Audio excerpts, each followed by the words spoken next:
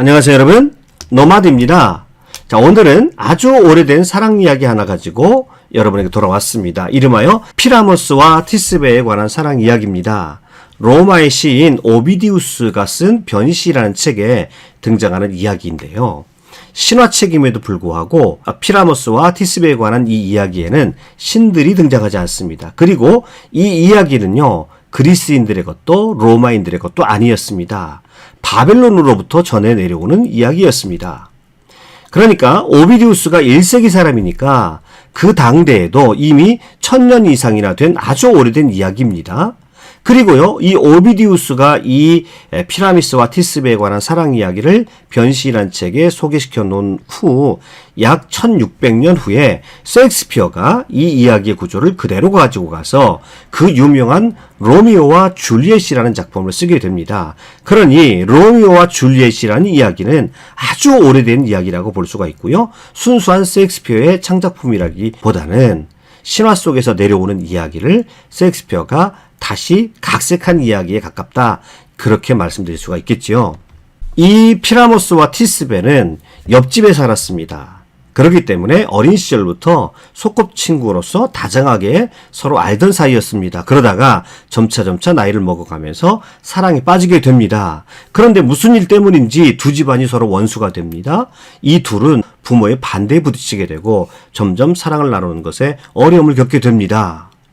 그러나 이들의 사랑은 너무도 뜨거웠기 때문에 피라모스와 티스베는 집안의 분위기와는 상관없이 더욱더 뜨거운 사랑을 이어갑니다. 두 집은 벽 하나를 사이에 두고 있었는데 이 벽이 오래되어서 작은 틈이 생겼습니다. 그래서 피라모스와 티스베는 이 작은 벽의 틈 사이로 서로 대화를 주고받으며 뜨거운 사랑을 이어가고 있었습니다. 이 티스베가 어느 날 이렇게 자신들의 사랑에 대해서 소회를 내뱉습니다. 무정한 벽이여, 왜 그대는 우리 두 사람을 떼어놓는가? 그러나 우리는 그대를 결코 미워하지 않는다. 우리가 이렇게 사랑의 속삭임을 주고받을 수 있는 것도 다 그대의 덕분이니까.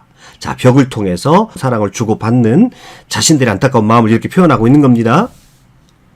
어느 날 갈라진 벽틈 사이로 미러를 주고받고 사랑을 나누고 있었던 피라모스와 티스베는 더 이상 집안의 반대 분위기에 견뎌낼 수가 없었습니다. 그래서 그들은 같이 도망가기로 작정을 합니다. 그리고 몇 날 며칠 밤 뒷산에 있는 뽕나무 밑에서 만나서 서로 도망하자라고 그렇게 이야기를 주고받았습니다.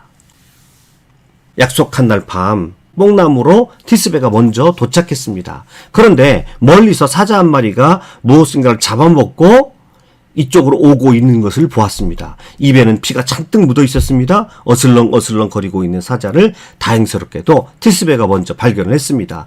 그래서 얼른 옆쪽에 있는 동굴로 도망을 치다가 그만 그녀의 얼굴을 가리고 있었던 베일을 땅에 떨어뜨리고 말았고, 사자가 그 베일에서 나는 사람 냄새 때문에 그 베일을 물어뜯고 있었습니다. 그리고 그 베일에 사자가 먹은 짐승의 피가 묻어버렸습니다. 그렇게 티스베가 한참을 동굴 속에 피해 있을 때 피라모스가 조금 늦게 등장을 합니다. 피라모스가 깜짝 놀랐습니다. 티스베의 베일에 피가 묻어있는 것을 보았죠. 피라모스는 티스베가 사자의 먹이가 되었구나. 세상에 모두 내 잘못이야. 내가 조금만 더 일찍 나왔으면 티스베가 이렇게 짐승의 먹이가 되지 않았을 텐데, 이렇게 생각하고는요, 절망감에 그만 칼로 자결하고 맙니다. 자, 사자를 피해 숨어 있었던 티스베가 얼마 후에 뽕나무가 있는 곳으로 조심스럽게 다가왔습니다. 그런데 이게 웬일입니까? 사랑하는 피라모스가 죽어 있는 게 아닙니까? 피라모스, 당신 손이 당신을 죽였고 사랑이 당신을 죽였고 내가 당신을 죽였군요. 자, 이 피라모스의 죽은 모습 앞에서 자책하며 티스베도 역시 피라모스가 죽었던 그 칼에 자기 배를 꽂고 죽고 맙니다. 그 어떤 죽음도 우리 둘 사이를 갈라놓을 수 없어요 라고 외치면서 티스베도 안타깝게 죽고 맙니다. 오랜 원수 관계에 있었던 두 가문은 피라모스와 티스베의 죽음으로 충격을 받고 이 둘을 하나의 무덤에 같이 묻어 주었고요. 이 일을 계기로 두 집안은 그간의 반목을 풀고 화해를 했다고 합니다. 왜 뒤늦은 화해인 것이죠. 그리고요, 그들이 뽕나무 밑에서 만나기로 했는데요. 그 이후에 뽕나무에 뽕나무의 오디는 더욱더 그 색깔이 붉어졌다고 합니다. 여러분 검붉은 오디 열매를 보신다고 한다면 이 피라모스와 티스베의 사랑 이야기를 떠올려도 좋을 것 같습니다. 피라모스와 티스베에 관한 사랑 이야기는요, 윌리엄 셰익스피어에 의해서 로미오와 줄리엣으로 재탄생하게 되지요. 자, 로미오와 줄리엣의 배경이 되는 도시는 이탈리아의 베로나입니다. 이곳은요, 아레나 원형 경기장으로 굉장히 유명한 것이죠. 이곳에서 오페라가 자주 공연되는 것으로 유명해서 심심치 않게 방송에서도 자주 소개되는 것을 보았습니다. 자, 이 도시에 가면 줄리엣의 집이 있습니다. 로미오와 줄리엣의 이야기가 너무 유명하니까 관광용으로 아마 시에서 지정해 놓은 것 같습니다. 실제이든 아니든 사람들이 이곳에 가는 것은 감동을 불러일으키는 사랑 이야기 때문에 가는 것이죠. 그런데 이곳에 오면 연인들이 기꺼이 민망한 짓 하나를 합니다. 줄리엣의 동상이 이 발코니 앞에 서 있는데 이 줄리엣의 가슴을 만지게 되면 연인들이 헤어지지 않는다라는 속설이 있다라고 합니다. 아무튼 그것은 재밌는 이야기인데요. 이야기로 들어가서 줄리엣의 가문은 캐필릭 가문이라고 하고요. 로미오는 몬테규 가문이죠. 이 둘 사이는 그 도시 베로나에서 굉장히 이름난 가문들이었습니다만은 이 두 가문은 서로 철천지 원수로 지낸다는 그 사실이 더 유명한 가문이었습니다. 이 두 가문의 사람들은 누가 되었건 서로 만나기만 하면 으르렁거리고 잡아먹지 못해서 또 때로는 기꺼이 죽음을 무릅쓰는 결투까지도 하는 그런 아주 원수 가문이었습니다. 자, 그런데요, 사고가 나지요. 사랑은 사고지요. 큐피트의 화살을 맞아서일까요? 아무튼 둘이 한눈에 반하는 사건이 일어나게 됩니다. 그 과정을 조금 설명해 보겠습니다. 자, 원래 로미오는 사랑하는 여인이 따로 있었습니다. 로잘린이라는 여인에게 고백을 했다가 이 로미오는 차인 상태이고요.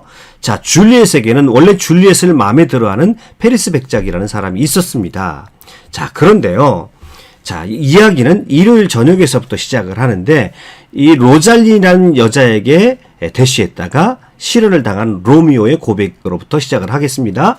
그 여자가 큐핏의 화살을 맞아야 말이지. 그는 월신의 분별심을 가지고 있고 순결이라는 갑옷으로 잘 무장하고 있으니, 자, 이런 말을 하고 있습니다. 자, 로잘린이라는 여자에게 실현을 당했습니다. 로미오가. 그런데 여기에 월신의 분별심을 가지고 있다는 것은 무엇을 말합니까? 여러분, 그래서 우리가 신화 공부를 해야 사실은 서양의 문학이라든지 서양의 사상을 공부를 제대로 할 수가 있습니다. 여기에 월신이라고 하는 것은, 자, 올림푸스 12신 중에서 아르테미스 여신을 말합니다. 아르테미스 여신은 처녀신이죠. 평생 독신을 주장합니다. 그래서 남자들에 대해서 알러지 반응을 보입니다. 자, 여기서 로미오가 무슨 불평을 하는 겁니까? 자기가 구애했던 그 로잘린이라는 여성이 이 아르테미스의 심성을 가지고 있어서 전혀 마음의 문을 열지 않더라라고 하는 것입니다.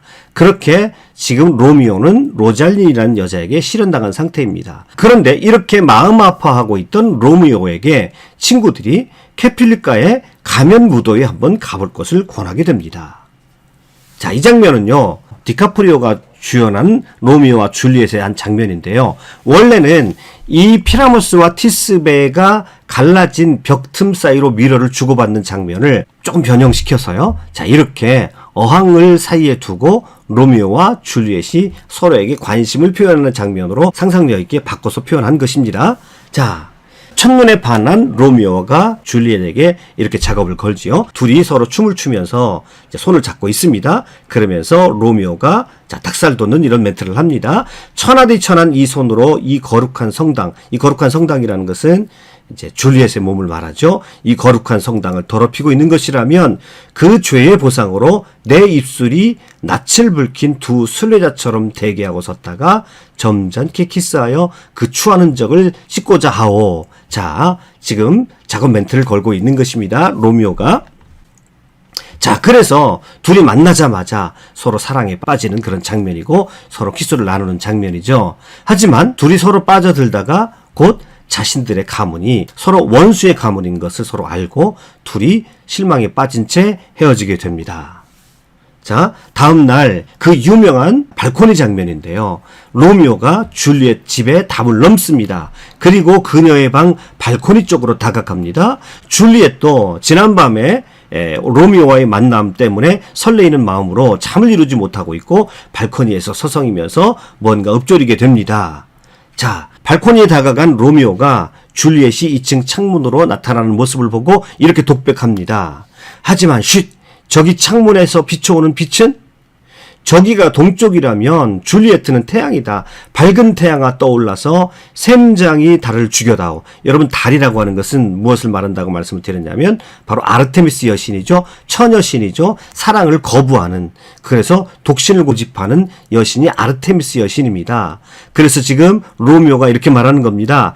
달님께 시중드는 처녀인 당신이 달 자신보다 엄청나게 예쁘다 해서 달님은 이미 슬픔의 병에 들어가지고 창백해 있어. 이 아르테미스 같은 처녀씨는 잊어버리라는 것입니다. 제발 달의 신년 노릇은 하지 마시오라고 로미오가 독백을 하고 있습니다. 자신의 사랑을 받아달라는 것이죠. 마음을 열고 태양같이 뜨거운 사랑을 나누자고 지금 혼자 독백을 하고 있는 것입니다. 그리고 조용히 줄리엣의 입에서 나오는 이야기를 듣게 됩니다. 줄리엣이 이렇게 혼자 독백합니다. 오 로미오, 로미오님, 왜 이름이 로미오인가요? 아버지를 잊으시고 그 이름을 버리세요. 아니 그렇게 못 하시겠다면 저를 사랑한다고 맹세만이라도 해주세요. 그러면 저도 캐퓰렛의 성을 버리겠어요.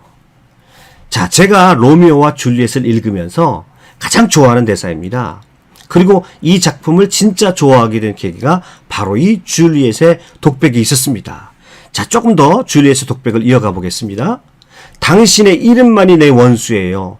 몬테규네 식구가 아니라도 당신은 당신, 딴 이름이 되어주세요. 몬테규네가 뭐람? 손도 발도 팔도 낫도 아니고 신체 어떤 부분도 아니잖아. 도대체 이름이 뭐람? 장미꽃은 다른 이름으로 불려도 똑같이 향기로운 게 아닌가. 로미오 역시 로미오라는 이름이 아니더라도 그 이름과 관계없이 본래 미덕은 그대로 남을 거 아닌가. 로미오님, 그 이름을 버리시고 당신의 신체와는 아무 상관도 없는 그 이름 대신에 이 몸을 고스란히 가져가세요. 자, 여기서 이름을 얘기합니다. 자, 그러면 이 둘 사이에 사랑을 막고 있는 벽이 무엇인가요? 자, 우리가 피라모스와 티스베의 이야기를 할 때 벽이 생겼었죠. 두 집안에 벽이 생겼습니다. 자, 사랑의 반대는 벽이 되겠네요. 자, 그런데 그 벽의 실체는 무엇인가요? 로미오와 줄리엣에게 있어서 벽이라고 하는 것은 두 집안의, 캐퓰렛 가문, 몬테규 가문이라고 하는 그 가문의 이름, 그 이름이 자신들을 맡고 있기 때문에 그 이름만 버린다고 한다면 둘은 사랑 못할 이유가 아무것도 없는 것입니다. 줄리엣의 그 독백을 듣고 로미오가 자신을 드러냅니다. 그리고 그 발코니를 타고 올라가서 서로의 사랑을 확인하게 됩니다. 자, 이렇게 두 사람이 서로 사랑을 확인을 한 후에 유모의 도움을 받아서 자, 로렌스 신부 앞으로 가서 두 사람이 결혼을 하게 됩니다. 로렌스 신부는 이렇게 두 사람이 결혼을 결혼을 하게 되면 양가 부모도 어쩔 수 없이 허락해 주겠지라고 생각하고 이 결혼을 허락하고 주례를 하게 됩니다. 그런데 사고가 터집니다. 일은 늘 뜻대로 되지 않죠. 자, 우연히 거리에서 로미오와 로미오의 친구인 머큐쇼가 만나게 되는데 그때 줄리엣의 사촌 오빠인 티볼트를 만나게 됩니다. 그런데 이 두 집안은 만나기만 하면 서로 싸우게 되죠. 그래서 머큐쇼하고 로미오가 가는데 티볼트하고 시비를 붙게 되고요. 티볼트가 머큐쇼를 죽이게 됩니다. 결투 끝에 죽이게 됩니다. 그래서 이에 격분한 로미오도 결국 격분해서 티볼트를 죽이게 됩니다. 그리고 영주는 이 사실을 알게 되고요. 이 로미오를 추방의 결정을 내리게 되는 것이죠. 자, 화요일날 새벽 이 로미오는 또다시 그 발코니를 타고 올라갑니다. 그리고 줄리엣을 만나서 자신은 만토바로 추방을 당했기 때문에 떠날 수밖에 없다라고 하는 것을 말하고 그 밤에 사랑을 나누고 둘은 이별을 하게 됩니다. 로미오는 이웃 도시 만토바로 떠났습니다. 그런데 줄리엣은 목요일날 페리스 백작과 결혼하라는 아버지의 명을 받게 됩니다. 다급해진 줄리엣은 로렌스 신부를 찾아갑니다. 이때 로렌스 신부는 계책을 하나 내게 되는데요. 42시간 동안 가사 상태, 즉 죽은 것은 아니지만 거의 죽은 것과 다름이 없는 그런 상태에 빠지게 되는 묘약을 받게 됩니다. 약을 마시고 묘지에 안치가 되면 자, 신부의 연락을 받은 로미오가 와서 둘이 함께 만토바로 도망칠 계획을 치게 되는 것입니다. 그러나 이러한 로렌스 신부와 줄리엣의 계획은 또다시 좌절을 겪게 됩니다. 그들의 계획이 담긴 그 편지가 로미오에게 제때 전달되지 못했고 오히려 로미오는 줄리엣이 자살했다는 소식만을 듣게 됩니다. 자, 고통스러운 마음으로 줄리엣의 시신 앞으로 달려간 로미오는 슬픔을 견디지 못하고 사실은 가사 상태에 빠진 줄도 모르고 그 줄리엣 앞에서 자결하고 맙니다. 자, 잠시 시차를 두고요. 줄리엣이 깨어납니다. 그리고 자기 옆에 자결해 있는 로미오의 그 시신을 보고 자신도 그 칼을 빼어서 자신의 목숨을 끊게 됩니다. 이렇게 한여름밤의 꿈과 같았던 로미오와 줄리엣의 사랑 이야기는 허무하고 안타깝게 끝이 나고 마는 것입니다. 자, 그리고 그제서야 캐퓰릿과 몬테규의 가문은 로미오의 시신 앞에서 너무 뒤늦은 화해를 하게 됩니다. 성주가 이렇게 말합니다. 캐퓰릿과 몬테규, 자, 그대들의 증오에 대해서 어떠한 천벌이 내렸는가 좀 보구려. 결국 당신네들의 기쁨 이해할 자식들이 서로 사랑함으로써 도리어 서로 파멸되고 말았지 않소. 나도 당신네들의 불화를 등한시하고 있다가 친척을 2사람이나 잃고 말았소. 모두 벌을 받았구려. 이렇게 로미오와 줄리엣의 이야기는 마무리가 됩니다. 그런데요, 이 작품을 조금 깊이 보면 어처구니 없어 보이는 여러 설정들이 있습니다. 줄리엣의 나이가 14살이고요. 로미오도 몇 살 위 정도입니다. 그러니까 10대의 불장난인 것이죠. 그리고 이들의 사랑의 기간이 어처구니 없게도 너무 짧은 순간에 이루어진 일들입니다. 자, 일요일 저녁부터 시작해서 목요일 날 끝나는 짧은 시간이 그들이 사랑하는 전부입니다. 그렇다면 셰익스피어가 왜 14살짜리 줄리엣, 그보다 조금 많은 10대의 로미오를 사랑의 대상으로 설정했을까요? 그리고 왜 그렇게 짧은 기간을 설정했을까요? 이 불장난 같은 사랑 이야기를 우리가 왜 읽어야 하는가요? 저는 그 답을 제가 위에서 말씀드렸던 줄리엣의 독백에서 그 답을 찾았습니다. 즉, 세상은 우리의 사랑을 가로막는 너무도 많은 벽들과 너무도 많은 이름들이 존재한다라고 하는 것입니다. 그것이 어떠한 사랑이건 사랑을 가로막는 알 수 없는 힘들이 벽처럼 우리 앞에 견고하게 진지를 구축하고 있다는 사실입니다. 캐퓰렛이라는 이름, 몬테규라는 이름, 그들이 그렇게 소중하게 생각하는 그 허울뿐인 세계, 그렇게 지키고 싶어하는 그 벽, 그리고 그 벽으로 만들어진 미움, 갈등, 다툼, 그리고 죽음, 권위의 세계, 자존심의 세계, 권력의 세계. 자, 우리의 사랑을 지켜내기에는 그 벽들이 너무도 견고하다는 것입니다. 수많은 벽들이 우리 주변을 둘러치고 있어서 우리의 순수한 사랑을 가로막고 있다는 것입니다. 이 벽, 이 허울들, 이 이름뿐인 이 세계를 무엇으로 깰 수 있나요? 셰익스피어는 말하고 있는 것입니다. 순수한 사랑이다. 그래서 14살, 많아봐야 17, 18의 아주 어린 10대를 설정을 한 것이고요. 거기에 인간의 이해와 계산이 들어가게 하지 않기 위해서 짧은 기간에 사랑을 설정했던 것이다. 저는 그렇게 생각하고 싶은 것입니다. 결국 그 오래전 기원전 1000년에 만들어졌던 피라모스와 티스베의 사랑 이야기에서도, 그리고 16세기의 셰익스피어의 작품에서도 이들의 사랑은 그 벽을 무너뜨리는 것으로 결론을 내리고 있습니다. 세상의 모든 벽들이 아무리 견고해 보여도 누군가 그 견고한 벽의 틈 사이로 사랑을 나누고 소통을 하고 있다는 것입니다. 사랑의 힘으로 그 벽들을 허무는 용기가 필요합니다. 그 벽들이 허물어지지 않으면 그 벽에 갇혀 수많은 사람들이 죽어나가고 말 겁니다. 제가 로미오와 줄리엣을 읽은 독법입니다. 자, 오늘도 저희 부족한 노마드 채널을 사랑해 주시고, 그리고 늘 애청해 주시는 모든 분들에게 감사와 사랑의 마음을 전합니다. 여러분의 사랑이 크고 작은 부조리한 벽들을 하나씩 넘어뜨리기를 소망합니다.